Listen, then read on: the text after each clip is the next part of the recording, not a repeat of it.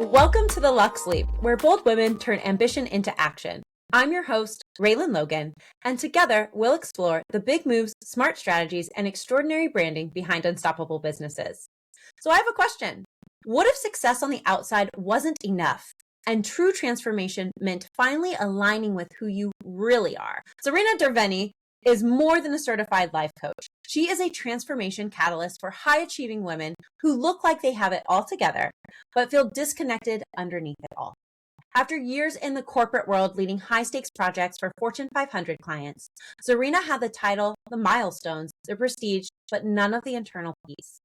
That realization sparked a deeper journey into the subconscious mind, emotional intelligence, and transformational coaching, and now she guides other women through the same powerful shift. Her method blends mindset work, emotional regulation, and brain-based tools that help women move from burnout and self-doubt to clarity, confidence, and deep purpose. With cross-cultural roots, time spent living in Australia, credentials from Harvard and Solic, and a past as a Miss Universe Canada competitor, Zerina brings vulnerability, elegance, and insight into every single room that she enters. Please welcome the woman helping brilliant women reconnect with their true power, my friend Zerina. How are you, Zerina? Well, thank you. How are you? Oh, we're just living life to the absolute fullest. That's all we have, and that's what we're doing. Oh, I love But it. thanks. So, I like to always kick this off really diving into what inspired your Luxe Leap, that bold move that started your journey from ordinary to extraordinary, but also what made you leave corporate to take essentially an abrupt left turn in life? I love this question because I often get asked, how can I leave corporate? And that's not the answer, right? I think Yeah. everyone's journey is different. And I'm not here to share that corporate was bad. It just for me, after after three different experiences, I was starting to have, I call it the awakening, right? This Mhm. discomfort, but I was starting to get the same pattern of feeling and thinking. And I was like, okay, I want more purpose in my career. I want to be able to do something where honestly, when I'm waking up, I'm not like dreading or already in this mindset of like, oh, I have to do this. So I found corporate for me at least to be more robotic. I wasn't feeling the sense of fulfillment. And when I mean fulfillment, I mean genuinely like wanting to create more. So I think corporate helped me achieve successful milestones, make more money, get more clients, like all those things. But there wasn't a greater purpose. And when I, was in my third company that I was working for, I genuinely really loved the team I was working for. I loved the company. And when that feeling started to come back up, I was like, okay, no more. Like, I can't Yeah. keep doing this. There's something here that needs to change. And I need to explore what that is. I didn't have an answer at that time. And it took me a year and a half to find coaching. And coaching found me. I didn't even know I was going to be a coach. I didn't even think you can be a coach and be successful and all that. Like it was so new to me. And it was a moment, 9 o'clock at night, the aha moment of me wanting to be a coach and help women who are in their self-discovery journey, especially in your 30s Yeah. too, a very important time. Help them get out of the rut that they're in and help them find this, more aligned lifestyle that they're yearning for. That is so incredible, especially like just the 30s bucket. And I don't think that we're forgotten by any stretch of the means. Like don't get me wrong, we're not. But there's something very interesting about hearing what life at perimenopause is going to be like in roughly a decade, give or take. And then the freedom in the naivete that happens in your 20s. Like it's almost like we don't talk about being 30 enough and what that feels like when you have to realize like, oh, I am a real adult and everybody who's younger than me sees me as one. And now I feel kind of stuck.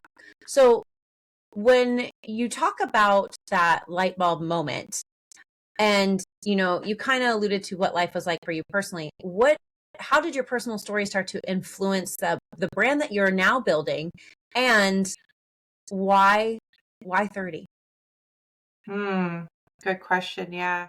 Um, So for me, I guess age range perspective and why 30s was really important is, I think especially millennials, we were kind of given this fake narrative: go to school, do this, you'll make great money, going corporate.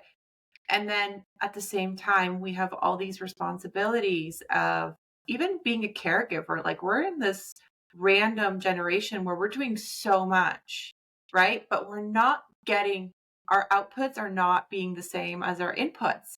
So I found like I was kind of like this puppet to this lifestyle that I thought I was going to, enjoy, and I didn't. So there is this generation of especially women in their 30s who are doing so much, but it's like, wait, are you really doing things that are a priority for you? Are you really, you know, um, happy with what you're doing? And listen, happy is a feeling, and it's fleeting. I don't encourage happiness. I encourage purpose because that's more effective, right? But genuinely, are you like more joyful and happy for most of the time, or are you miserable? If you're miserable, let's work on it. So I think it is that age where, for me, that I find is really important to set the standard for the next, decade of your life, where, if you are looking to build a family, you are looking to grow a business or a brand, this is where really it's important you start focusing on your priorities. And I think the one gap when you start focusing on your priorities that a lot of us women have, because we're just doing so much for everyone else, is who are we? What do we want? It's a very simple question. It's extremely difficult to answer. I mean, I still struggle answering it now with all the tools that I have. So it's really, I wanted to step in and be this advocate for my clients where I genuinely have their best interest, and I'm making sure that they're living by that. Because, we can have great friends, we can have great family, we can have a good support system, but nobody will really help you make those important decisions like you will with yourself. And having, a coach, I think is so important there so you don't waste time. Now the branding, it's interesting. When I grew the business, I really wanted to stick to a more boutique coaching business because I don't want to be a coach for everyone. I am a coach for high achieving women. And I also found that the branding for me was very elegant and clean. And usually it does attract that clientele that also values that. Well, and I always talk about like branding is going to be way more than the visual. That's like the very last thing that takes place because it has to match internally. What is it that you want to put out into the world? Like, what is the offer? What is the message? And so, you nailed it when you're like, it needed to match like the elegance and the boutiquiness of it all because, this isn't for the masses. It's honestly for a very specific type of woman. And, um, when you were talking earlier and you were talking about like all the things that we have on our plates, do you think to a certain degree we need to be more selfish or learn Yes how and to be? no. hmm it's so interesting because I often hear this reference of be more selfish. And I say yes and no. There's one thing that men do that they're so good at. And I've worked with men, by the way, throughout my whole corporate experience, and they've been great. They've really taught me leadership. But the one thing that men do that it's so good that we don't do as women is men prioritize priorities, women prioritize tasks. So when you say the word selfish, yes, there is a component of being, selfish, that you take care of your needs first, sure. Yeah. But I think because we're not wired like that genetically, how about we maybe say, okay, what are my priorities? Stick to that. Get rid of the stupid tasks. Like I promise you, most of the times they are not a priority. So why are we in this habit of I got to do this, I got to do that, I got to do this, and take care of this part. And it's like, okay, what is my priority today? Take care of myself. Make sure I'm getting some sort of like healthy meal, moving around. Okay, work is next. That's another priority. Okay, my third priority, connecting, making sure I'm connecting with my partner, or connecting with my kids, or connecting with my community. That's three priorities. Stop there. Okay. And that's really important. But we just go crazy with this task list and we feel constantly like we can't catch up. So I think, yes, be selfish in a sense of getting that habit that you love yourself enough. And there is this true sense of self worth where you will take care of Mhm. yourself first. but let's dig a little bit deeper on our habits. And I would say, like, really have a good understanding of what your priorities are so you can eliminate tasks. Um, I really resonate with that because when I'm coaching folks from a brand perspective, they'll always, lots of women just like, I have this problem, this problem, this problem. They like start listing problems to me. And I'm always like, okay, well, that sounds more to me like a bunch of symptoms of a larger problem. So why don't we list all the things you think are problems and now let's start grouping them until we figure out what the core problem is and what is actually just a symptom because this one thing isn't being taken care of. And anytime we've ever done I that, like, love that. it's just the energy just shifts. They're like, oh, I guess it's not that important. I'm like, it's really not. But Oh, you're I love circling around that. this big thing and trying to find words for it because we've never taken the time to figure it out. Yeah. Yeah. Yeah. Lots of synergy on coaching and like true brand strategy. I feel at times when I'm talking to friends who are coaches because I'm like, oh yeah, no, like that really does apply to this too. Because it's so, I always joke with folks. I'm like, no, I do more than color for a living, I promise. Like I'm Well, I not out mean, here with my crayons. yeah. I feel like it's so interconnected though, Yeah, right? it is. Um, it really is when you really look at it. And I think, being a coach, even yourself, this level of consciousness that we have, we get to really pick up on patterns and whatever it's through, right? It doesn't necessarily have to be through a specific area in life, but yeah, I think they're all interconnected somehow. I think it's the pattern picking up that is really important to the type of work that we both do. And I was having a chat with somebody who's in operations and she also brought up patterns. I was like, there's something to be said about some of us women who hold these roles. Like we are pattern finders. That is what we excel at. And it's why people need us because that's actually not a trait many folks hold. Hmm. And I'm discovering that like over time, I always joke that nobody wants to play cards with me. I will win almost every single time because I can find patterns quickly. I can find money, like number I love patterns that. even faster. And it is, and then when you're doing this type of work where you're looking at patterns constantly, like it just makes it even easier to beat everybody at cards. So it's really telling. And I can always tell when somebody's my type of person because they're like, well, we see the patterns. So I was like, oh, you get it. But yes, there's actually, um, humans do sort things. We are sorters mentally, from a psychological point of view, but not everybody can determine patterns, and especially patterns of themselves and patterns of others quite as well. So, Mhm. yeah. I love that. No, and it's such a strength. So thank you for reminding me of that because sometimes, we think, oh, like it's what we do, it's what we need to do. But you're right. It is a natural strength that not a lot of people have. And we probably speak the same language because we see things differently. It's it's a really beautiful trait to have and makes you an extraordinarily amazing coach. So hold on to that. Never forget it. So when you think about your brand, what was the moment where you realized that it had momentum and that people really get what it is that you do? So I think I tend to find that, moment, especially when I'm doing lead generation campaigns and I'll have clients reach out. And it's so interesting because a lot of my campaigns or marketing promotions are very sleek, clean. Yeah. It's very like elegant, even like the branding guide my branding guidelines at least. A lot of the stuff are soft, elegant, like there's consistency Huh. to it.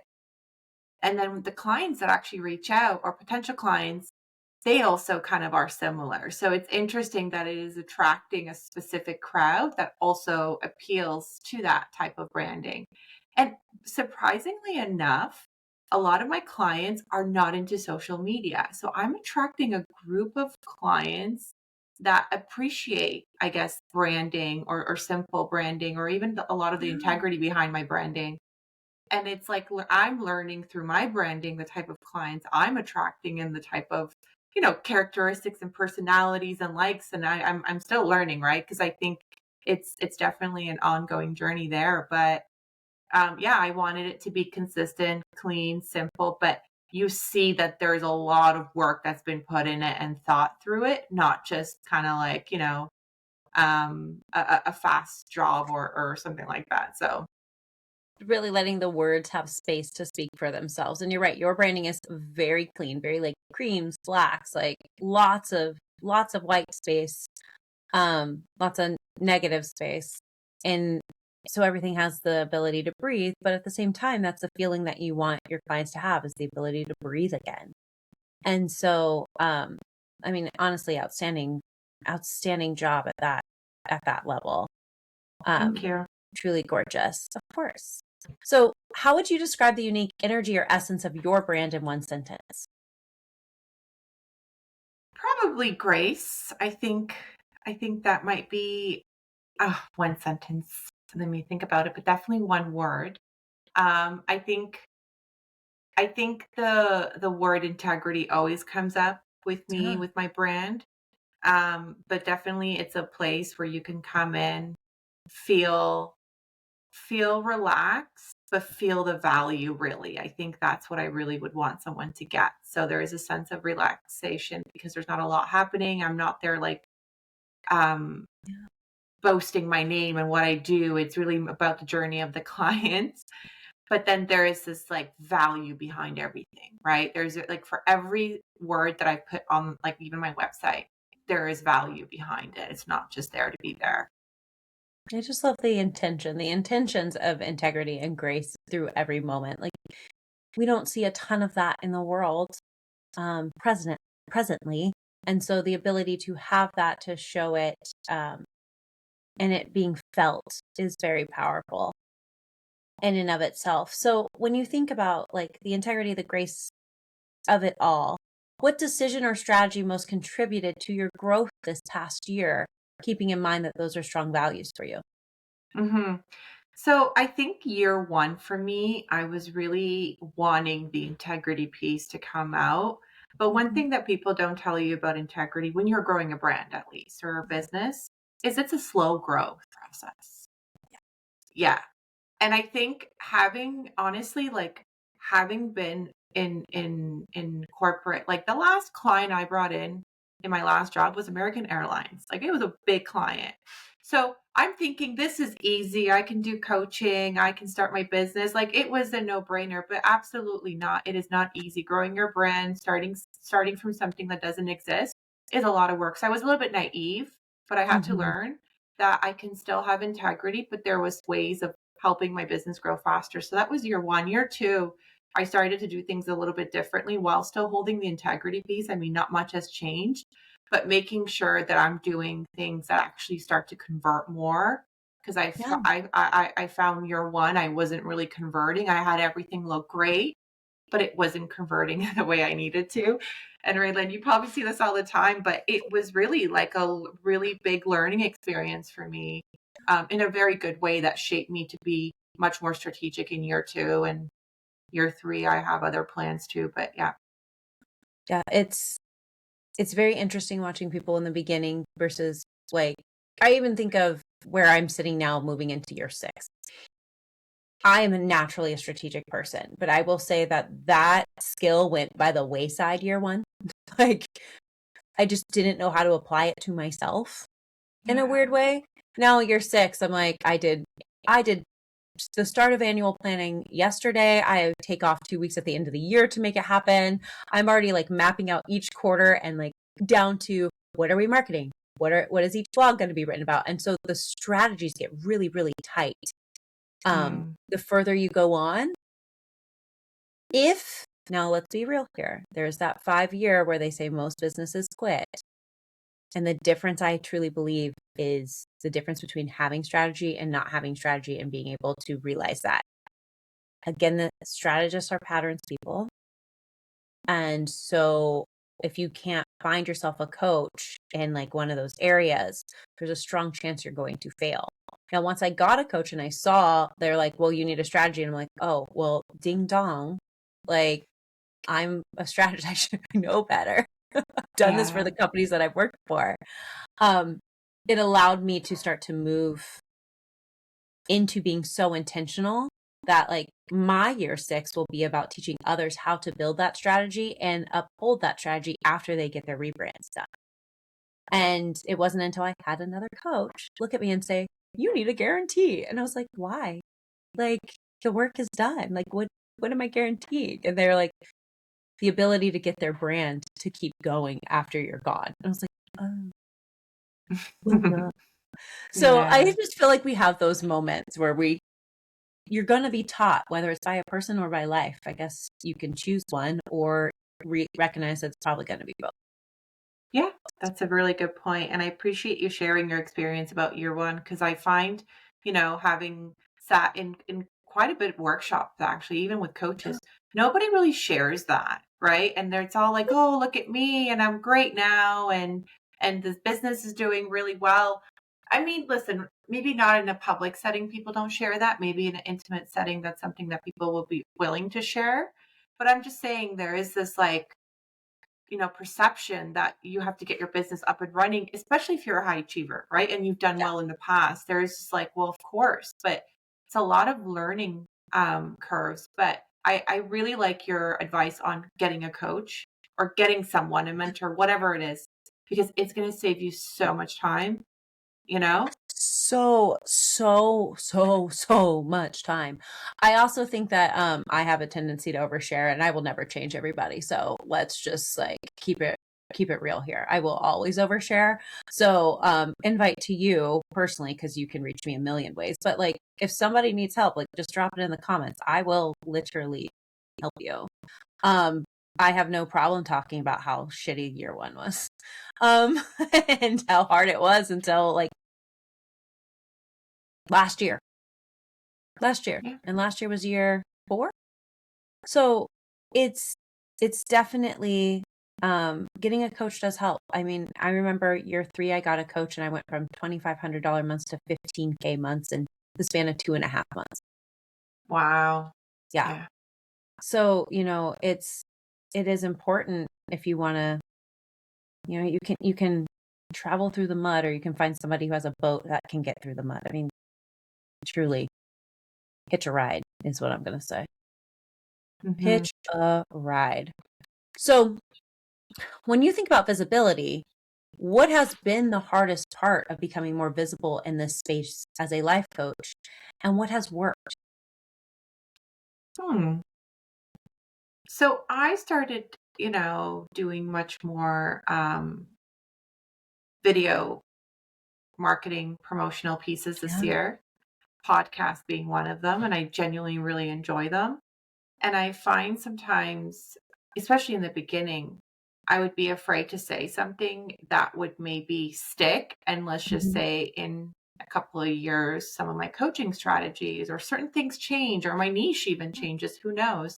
So I was having this kind of battle war with myself where it's like, what do you say that's okay? And what do you say that doesn't impact you in the future? But then I realized, you know what? Like, you have to be in the moment in your business. And I think, yes, there is like long term planning and strategic planning and all that. I'm not there yet. So why am I pretending to even care about that? So let's just continue doing what I'm doing and stay focused on the present. And it really enabled me to have more of an opinion on stuff because I think ultimately that's what people like when they're talking or thinking about hiring a coach. You want to know, what does she think? What does she value? How is she like? Because then obviously you want someone that you feel aligned to support you. So yeah, I think that's been something that's in a positive way has shifted where a lot of the I guess if you were to search me online as a coach, there are a lot of videos now of me. And I'm always wondering, like, oh, if someone saw this, like I want to be personable enough because a lot of my sessions are one on one. Yeah. But then, maybe I can also do a little bit of my workshops that are a bit more corporate. So it's finding that balance, but ultimately I don't really think about it too much right now and I'm really focusing on making sure that my content is as relatable and real, right? Yeah. I do not like fluff. As real as possible. Um, well, I'm at this point in my life, I feel like I'm just like anti-fluff, but one of my taglines is vanilla opinions don't pop bottles. Like, Oh, I like that. yeah, like we're That's not, so good.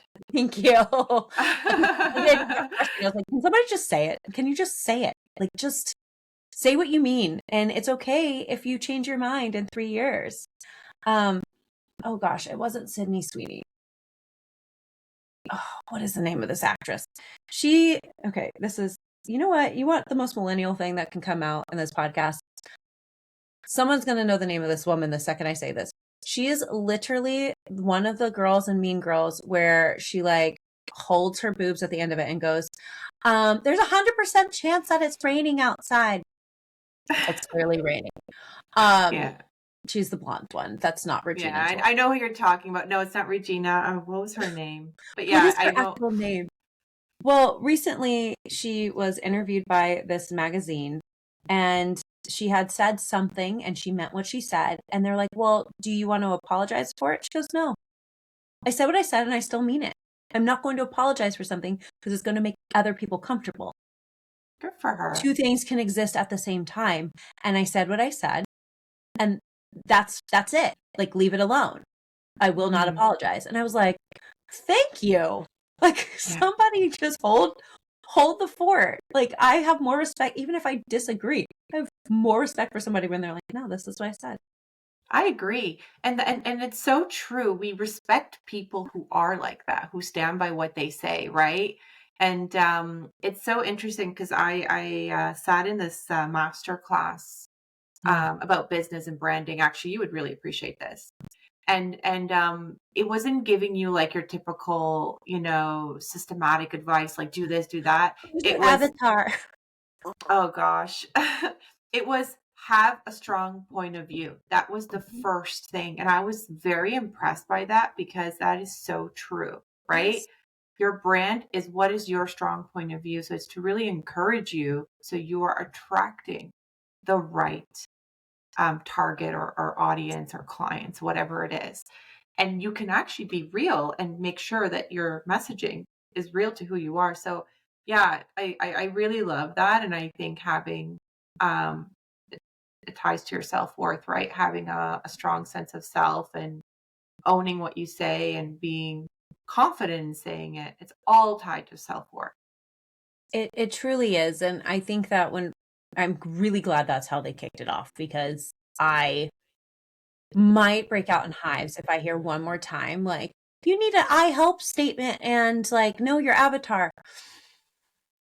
Yeah. No, you don't.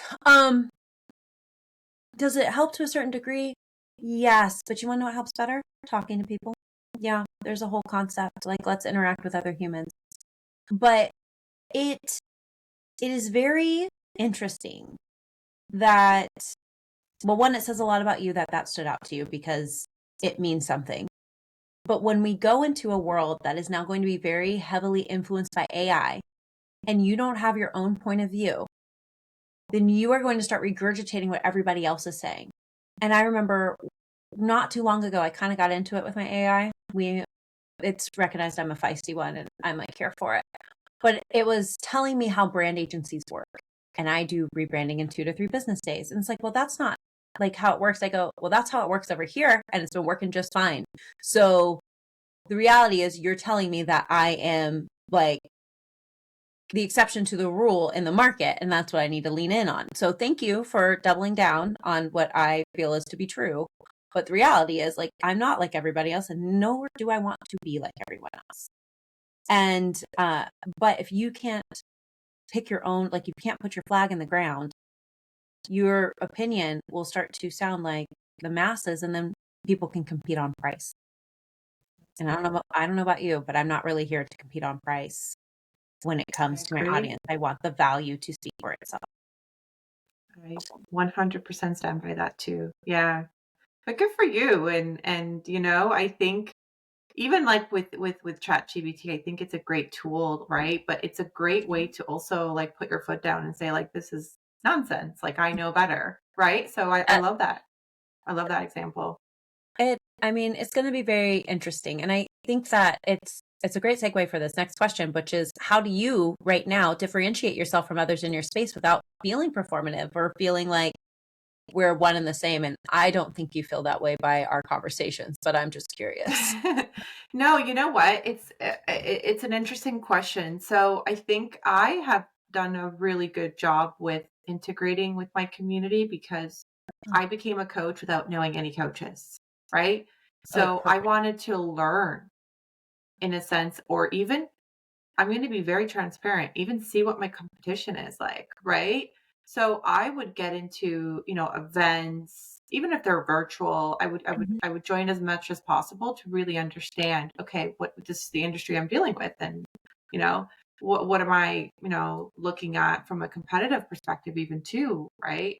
Yeah. Um and I could tell you there is probably one or two coaches that I really respect that are I'm not even gonna say they're similar to me. They're much more advanced in their years of Mhm. experience. So I don't compare there yet. But there is a sense of certainty. There is the sense of a lot of effort being put, consistency, professionalism, grace. Someone that genuinely I said, wow, like, okay, these are two really good examples that I could look up to and hopefully grow my brand to. The rest, honestly, I was like, I don't want to be extreme, like some I'm sure are great, but it's like realtors. There's just so many out there. Coaches, there's so many out there, but a very few or a handful few are actually, in my opinion, really good at what they do or naturally skilled Yeah. at it. So, and put in the effort too, by the way, right? So, Yeah. yeah, I That's think I don't know where I stand in a sense of the community, but I'm definitely internally really grateful that I do stand out and I am different and my clients see the value and sometimes, my clients won't even research me, which is really shocking. And I'm like, well, I've done this and this and this. They're like, no way, I never knew that. I'm like, well, did you not do your homework? Right. But they just felt this connection. And I love that I have that, but I love that I can be able to back it up with what I've done too. And I think that's what makes me really confident. oh, I love that. I had you just well, two things. One, I love that you look up your competitors. There's one of the questions I ask when I'm doing people's strategy sessions, and it is there a competitor that you admire? And a lot of people look at me like I'm nuts. And I'm like, it's actually really important because Mhm. like I'm gonna have to do the research of your industry. So like I need to know. And then you just said something where you're like, you didn't do your research and made me think of I have this keynote that I do that's like called Pop the Cork on your personal brand. And in it, there is this quiz that goes over your communication type. And like there's four quadrants, like if you think of a disc assessment, very similar to that. And I can see you being in like the side that is very like commanding and knowledgeable of like, I have all my ducks in a row, I have my list ready, like I have my data points and like data is what I need. And then there's people on the other side who are like very feeling motivated. And I run on the top half, so I run very like commanding and very original. Like I need to see the big picture. I'm 1000% a creative. That's where that quadrant lives. But then there's the other quadrant that runs very relational, and they're just like, I just like you as a person, and I want to know the stories. And every single time I'm like, that's who about pages are written for. Yep, Ah, huh. that's who about pages are for because they Okay. want to know you. They could care less. Like to a degree, we all hold all four traits, but like they care that you get results, but they're like, but do I like you? Right. Because if I don't like Right. you, like, what's the point? Where there's people like me and you are who also run very commanding, and we're like, okay, so show me the results. What have you done? Mhm. Yeah. And so it's very interesting the psych of that. But like hearing you say it in a way where I was like, oh, like I know what you need. You need data points and like facts, and they are like, no, I like the way you smile. Yeah, it's so interesting because I value connection, right? And I Yeah, think connection is great. And I at this stage of my life have a good sense of knowing, if that connection is genuine and real and all that or understanding people. But I still like if I'm investing, quite a bit of money, I want to know who are they, what they've done. And it's more so just to make sure I'm making the right, judgment decision. call, right? Hmm. So it's interesting that some people that connection piece, I guess like you said, that emotional piece, that's all they need and it works for them. And like I obviously feel very confident in my services and I just think, you got lucky, like this is great. But, it's important to get in the habit of doing your research at whatever capacity, right? You don't need to go Yes. that extent, but doing your research is a really good habit to get into. I agree. And I just love it's also, I'll be honest, the way you and I are talking about it, that like that need to know is a trait of many high achieving women. And let's be real, we run slightly more masculine than some of our other feminine counterparts, and there is nothing wrong with that. But No, not at all. it it also has to do with ways that we were raised, like things that happened. I personally didn't do like pageants like Miss Universe or Miss America or any of those. But I have friends that have. I hold a lot of traits that people ask if I have. And there's a lot of similarities between cheer and that in a very weird way that me and you can discuss offline. But they're both trained, like both avenues create some really wildly talented leaders of women. And I think that from the outside looking in, it's like, oh, this is just a very pretty thing. And like, aren't they cute? And it's like, no. You have no idea what they are teaching us as we're coming through these things, and the level of leadership and the ability to stand up in front of others and have those conversations is very different. And I think it shows in moments like this when I'm having conversations with folks that you hold that level of like poise and I can do this. That is taught in those spaces, and I would never take those trainings away from my past. And I'm unsure of how you feel about how that has contributed to where you are today, but I notice those things when I'm talking to Yeah. those of us who have done it. No, thanks for sharing that. And Yeah. and I agree. I think a lot of the experience has definitely shaped me to where I am now. But it's, I had zero problem walking into a boardroom, sitting down and genuinely feeling like I deserve to be there. Yeah. The pageant, oh my God. I did it because I was so shy. And I was, I think, 24 at that time, but it is a whole other ball game, by the way. What happens behind closed doors, the types of investments these women put Mhm. into being, in a pageant, the coaches, the trainers, and this and the discipline. Yeah. I said this once, and the person who I said it to laughed, but I genuinely mean it. It is a sport. Like, it Yeah. really is a sport. It is a full-time commitment. It is a sport that's not maybe recognized as a sport, but it should be because I've seen firsthand. So yeah, a lot of it is relative. I think Yeah. your experiences shape you, and I think they bring out the more real you eventually. So They I will double down and say it's a sport with you. Okay? That's what I'm gonna do because it's hard work. mhm. It's hard It's work and it's competitive. mentally and physically like taxing. And so like kudos because it if you haven't started to see it now and how it's going to show up in business, I promise you you're going to start seeing it. And you're going to be like, "Oh, well, yeah, prep for this one. Got it." Just Like, yeah. it'll show up. So if if someone listening is standing on the edge of their own Luxe Leap, what advice would you give them? That if you're feeling the sense of discomfort, or I call it again the awakening phase. Yeah. A lot of what I do in my coaching is actually self-discovery Yeah. based, and it's helping women understand and dig deeper and find out who it is that they are, and who it is that they want to be. So when you're in this awakening phase, it's phase one of self-discovery. So it's awakening, then it goes into unlearning, rewiring some of the framework, rewiring your mindset, habits, all that. Then you get into exploration, which is the exciting part. And this is where clarity really happens. It's not through overthinking, if anyone thinks that. And I don't doesn't matter how smart you are, how intelligent you are, clarity comes through experience. But yeah, you go Yeah. through exploration, and then you go to integration, and then you're in this other kind of mastery of self-discovery. But the awakening phase. Anyone listening in, if you're just thinking, okay, like something's off, right? And obviously it's not a moment thing, it's something that's been, kind of happening for a while now.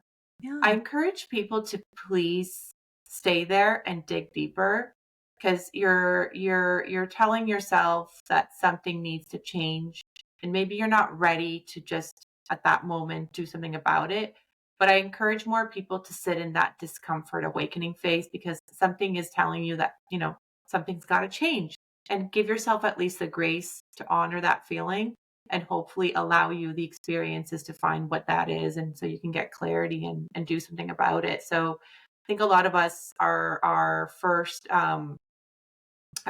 thought is to ignore it.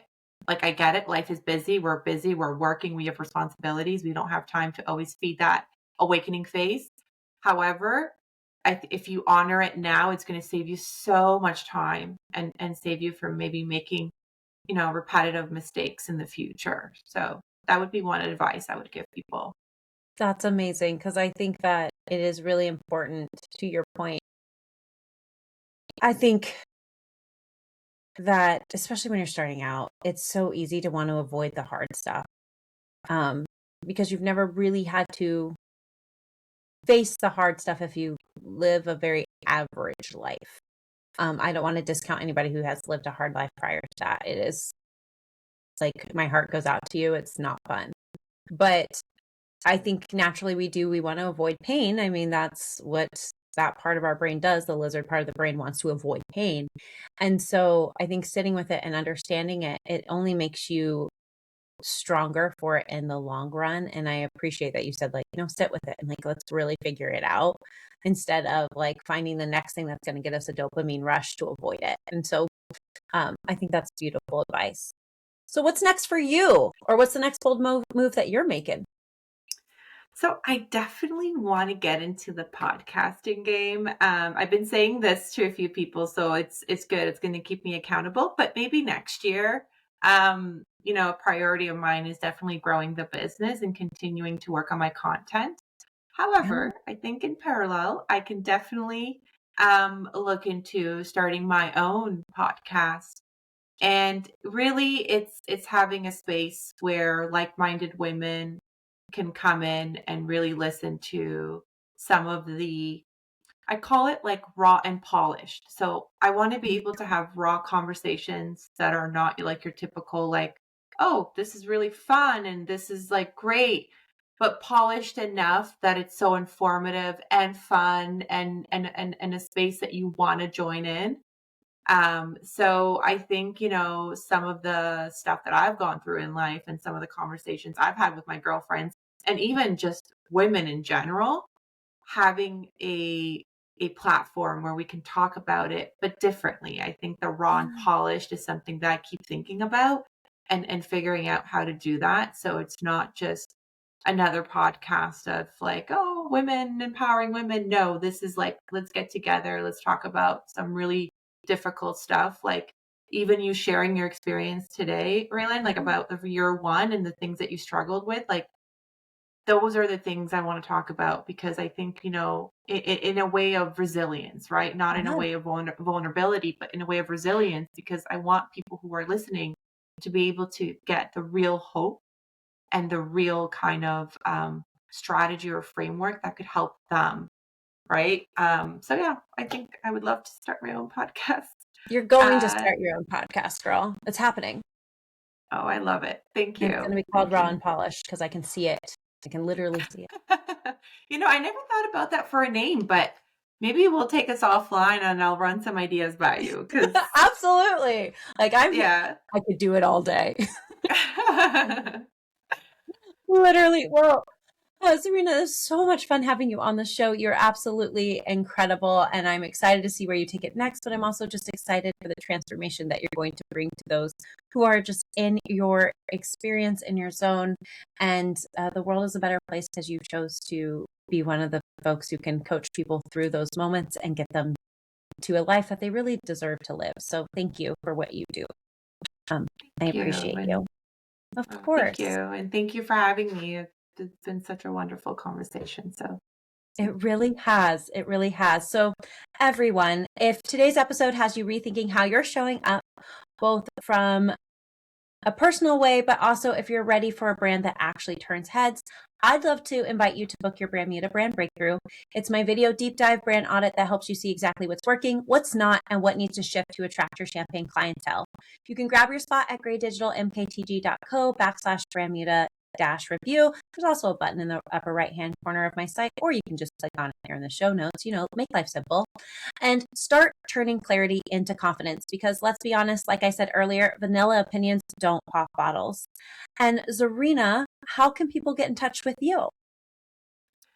So there's two ways. One is on my website, www.zerinalifecoach.com. Or if you want to message me on Instagram, it's Zerina Life Coach. Please send me a DM, reference Zerina Life Coach podcast there, just so I know where you're coming from. But yeah, those are the two best ways to get in touch with me directly.